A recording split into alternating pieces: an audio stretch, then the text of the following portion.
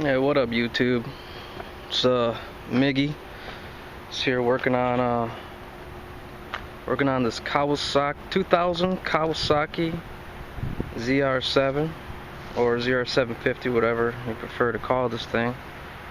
So let this thing sit up overnight or over the winter outside with a cover and tarp on it, and have some starting issues and some running issues once I do get it actually started. But kind of cleared all that up now. But just wanted to share some of the knowledge base, because I couldn't really find too much on YouTube, and I know it's just a general outlook on things. So I don't know, but I'm gonna show you real quick how to take off the gas tank, drain it out, and maybe we'll touch the carbs a little bit too, and drain those things out as well, if you're having some running issues or starting issues from letting it sit up, or whatever.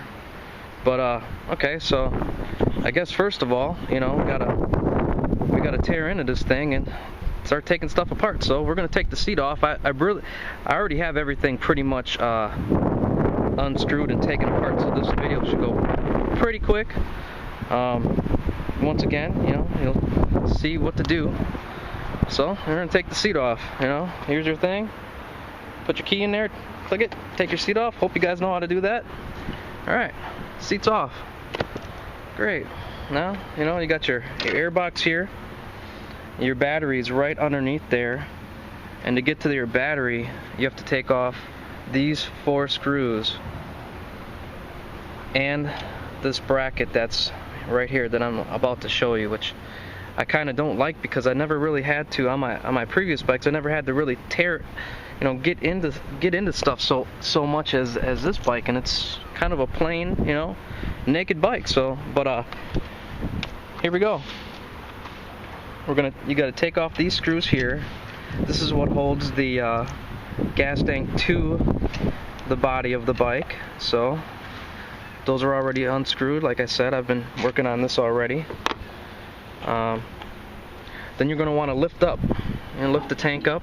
Okay, right there's the bracket that I said that it's screwed to. Okay, if you want to take your air box off to get to your battery, you got to take that bracket off too. And there's a screw on that side and another screw on the other side in the same place, and those are Allen wrenches to get it off or whatever. Alright, so this thing's already pretty much loose and ready to go. You see I got my overflow line just kind of hanging out, whatever, but you're going to want to pull these out. There's 2 of them, one here, one over here. They're on the bike somewhere. Just got to free them up so when you pull off the tank, they don't get snagged. Another thing is, when you do lift up the tank, let's prop it up somehow, and there's a connector in there for power, and here it is. I don't know if you can see it. I already got it taken apart. It's got some yellow and some black wires. Alright, pull that thing apart there. Alright, and also you got to disconnect the fuel. So here's your petcock, and you just take your fuel line off. Think. And I think this is your breather line or whatever it is. It's right on the bottom. It's a little tiny thing right there. And that's pretty much it. Now there are no screws in the front. This thing actually slides. It slides in, and you'll see the bracket. I'm gonna put the camera down and pull off the tank. I'll see if I can set it up so you guys can watch me.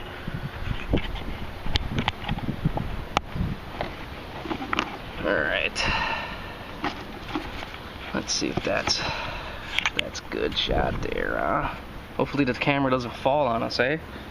Alright, so here we go. I'm pulling this thing off, man. Lifting it up. Everything's disconnected. I'm making sure everything's nice and loose. Nothing's connected. No fuel lines or nothing, So basically pull up and pull out this way. Very gently. Or however you want to do it. It's your bike, you know. So I basically did that. Alright. One thing I forgot to touch base was set your petcock to reserve.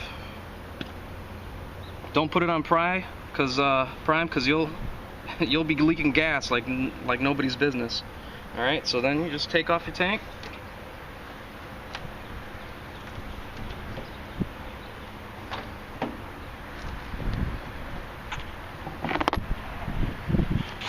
And here you have it. No more tank, but as you can see your carbs here, nice and clean. You know, your fuel line's right in the center that feeds into your carbs. All right, and your little whatever this is, overflow or breather line, whatever. I'm not sure. I'm not an expert. I'm just your typical guy trying to figure stuff out myself.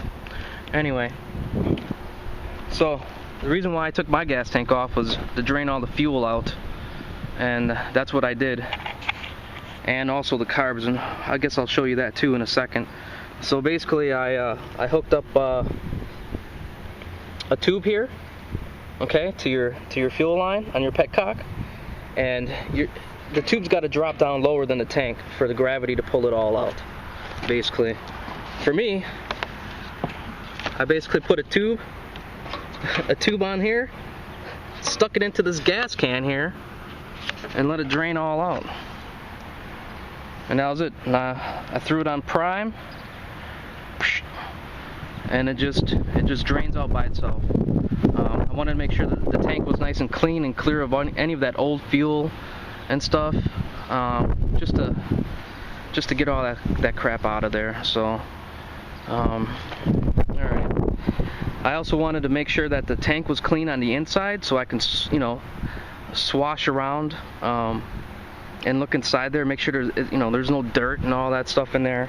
That was another reason why I actually took the tank off, so I could, you know, do an overview of the gas tank and everything, make sure everything's nice and clean before I put it back on, and you know, all that good stuff. But okay, so we have our carbs here. This is another thing that I did.